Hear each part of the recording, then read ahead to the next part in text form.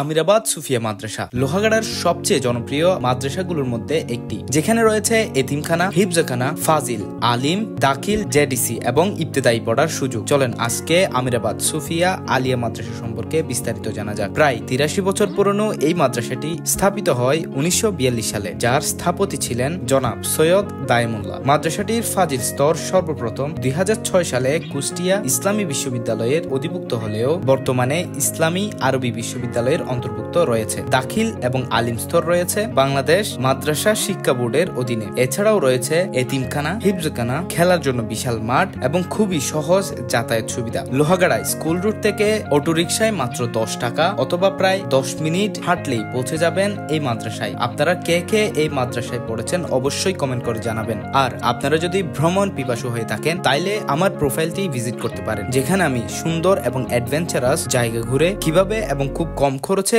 জায়গাগুলো এক্সপ্লোর করতে পারেন। আশা করি আপনাদের ভিডিওটা ভালো লেগেছে। দেখা হচ্ছে নতুন কোনো ভিডিওতে। ততক্ষণ পর্যন্ত সবাই ভালো থাকুন, সুস্থ থাকুন। আল্লাহ হাফেজ।